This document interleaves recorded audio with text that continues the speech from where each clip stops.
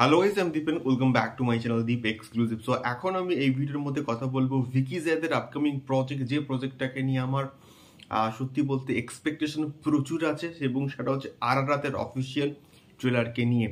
So এটা কিন্তু গতকাল রাতেই মোটামুটি ড্রপ করা হয়েছে, এবং এটা কিন্তু আসবে বিঞ্জে।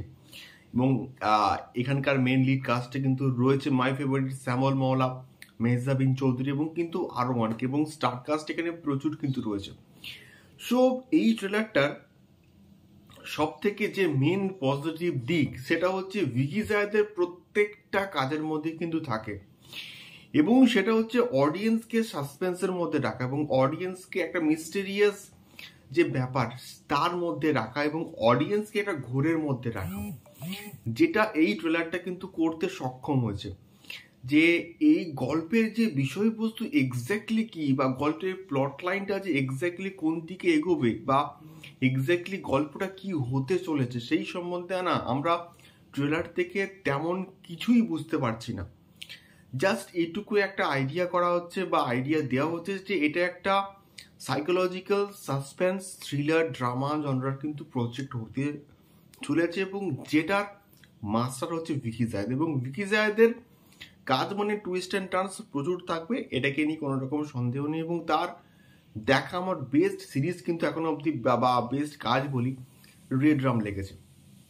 দুর্দান্ত কাজ ছিল। বা পুনর্জন্ম বলি, যে সেগুলো তো আমি ছেড়ে দিলাম, ওটা একটা মাস্টারপিস কাজ ছিল।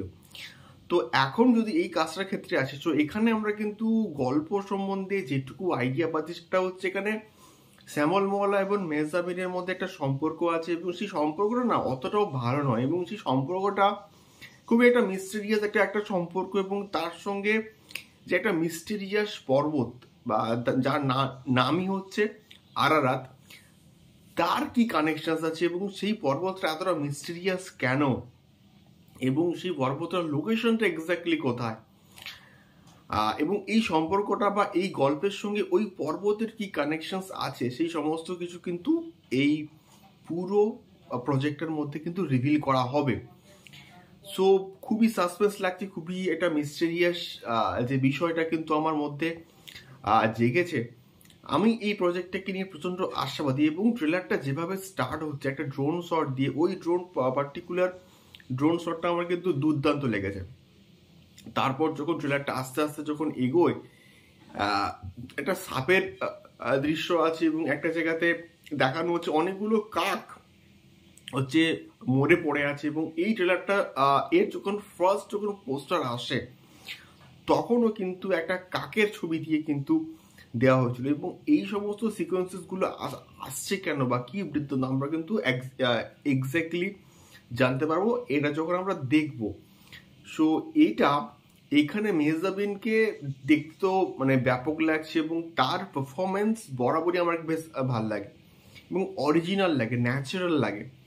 শ্যামল মওলা দুর্দান্ত, এখানে ব্যাকগ্রাউন্ড স্কোরের কাজ কিন্তু খুব ভাল লেগেছে আমার।